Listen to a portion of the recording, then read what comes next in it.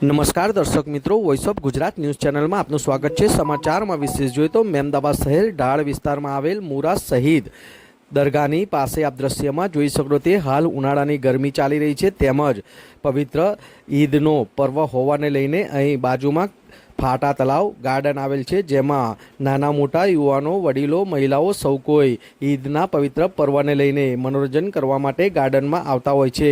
ત્યારે ઉનાળાની ગરમીને લઈને આ ફરવા આવતા લોકો માટે હિન્દુ મુસ્લિમ બંને કોમના યુવાનો દ્વારા દ્રશ્યમાં જોઈ શકો તેમ દૂધના ઠંડા શરબતના કેમ્પનું સેવાકીય કેમ્પનું આયોજન કરવામાં આવ્યું હતું। આમ મહેમદાવાદ શહેર ઢાળ વિસ્તારમાં હિન્દુ મુસ્લિમ એકતાનું પ્રતીક નજરે જોવા મળ્યું હતું અને ઉનાળાની ગરમીમાં ફરવા આવતા લોકો માટે આજે ઠંડા દૂધના શરબતનું સુંદર આયોજન કરવામાં આવ્યું હતું, જેનો મોટી સંખ્યામાં મુસ્લિમ બિરાદરો તેમજ હિન્દુ જ્ઞાતિના લોકોએ વિસ્તારના લોકોએ મોટી સંખ્યામાં બોર્ડો લાભ લીધેલ હતો। વિરાંગ મહેતા, મહેમદાવાદ।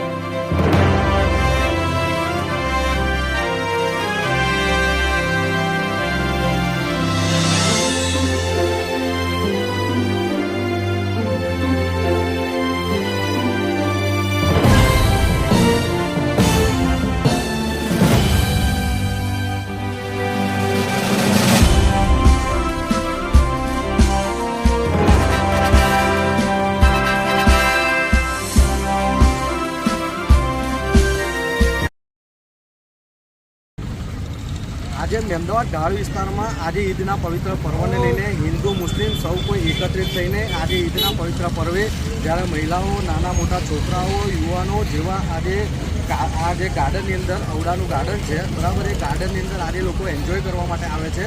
નાના બાળકો રમત કરવા માટે આવે છે અને મહિલાઓ સાથે મોટી સંખ્યામાં લોકો આવે છે, જેને ધ્યાને લઈને ઉનાળાની ગરમીમાં ઈદને લઈને આ ઠંડા શરબતનું એક સુંદર આયોજન કરવામાં આવ્યું છે। તો આપણી પાસે કરીમભાઈ મલેક છે, આપણે એમને પૂછવાની કોશિશ કરીશું, શું કહેવા માંગો છો? આજે આનંદની વાત છે કે નાના ભૂલકાઓ, બાળકો અને સ્ત્રીઓ આ ગાર્ડનમાં આવે છે। એ અહીંથી ઘરેથી ચાલીને આવતા હોય, ચાલીને થાક્યા હોય, ગરમીનું વાતાવરણ છે, એમને દૂધનું શરબત અહીં મળે, એમને હાશકારો થાય, એ હેતુથી આ છોકરાઓએ, જવાન છોકરાઓએ આ સુંદર કાર્યક્રમનું આયોજન કર્યું છે। એ અભિનંદનને પાત્ર છે, સૌને હું મુબારકબાદી આપું।